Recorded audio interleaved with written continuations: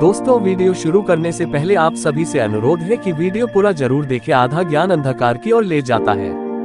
दोस्तों, हम आपके लिए धर्म से जुड़ी नई जानकारी लेकर आते हैं, तो आप हमारे चैनल को सब्सक्राइब करके हमें सपोर्ट करें और सनातन धर्म की जानकारी के साथ जुड़े रहें। चलिए शुरू करते हैं आज का वीडियो। काश हम किसी का मन पढ़ पाते।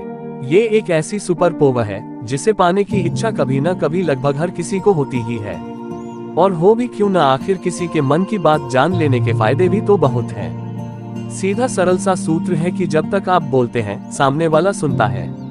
आप बोलना बंद करते हैं तभी सामने वाला जो बोल रहा है उसे आप सुन और समझ पाते हैं। ठीक इसी तरह यदि आपका मन चुप है तभी आपको दूसरे के मन की आवाज सुनाई देने लगेगी। अब आप सोच रहे होंगे कि कैसे होगा हमारा मन चुप।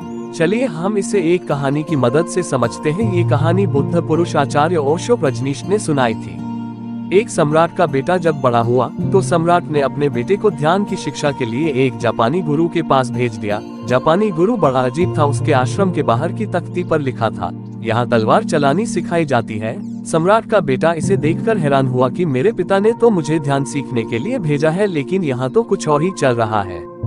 गुरु ने लड़के से कहा कि तुम कुछ दिन यहाँ आश्रम में रह लो, जब सही समय आएगा तो मैं तुम्हारी शिक्षा शुरू कर दूंगा। ऐसे ही महीनों बीत गए। एक दिन गुरु आए और बैठे हुए शिष्य पर लकड़ी की मदद से पीछे से हमला किया। शिष्य दर्द से चिल्लाने लगा और गुरु से बोला, मुझे तो आप पागल लगते हो।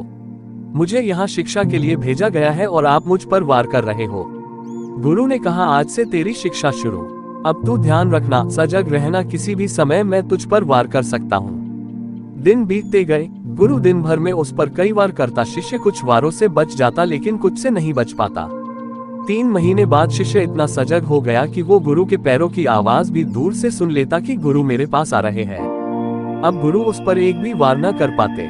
अब गुरु ने कहा, तेरी दूसरी परीक्षा है कि अब नींद में भी ध्यान रखना, नींद में भी तुझ पर वार हो सकते हैं। अब शिष्य पर कुछ दिन नींद में भी वार हुए, लेकिन फिर शिष्य नींद में भी सजग रहने लगा। अब नींद में भी गुरु पास आते तो उसे पता चल जाता।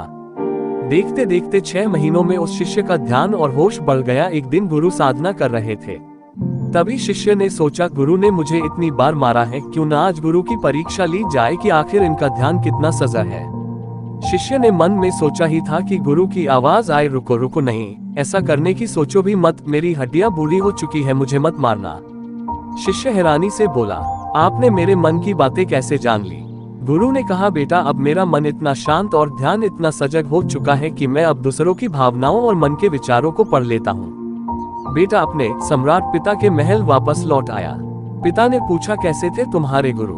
बेटे ने कहा, गुरु ने मुझे तलवार चलाना तो नहीं सिखाया, लेकिन अब कोई मुझ पर वार नहीं कर सकता। मेरा ध्यान इतना सजग और तीव्र हो चुका है।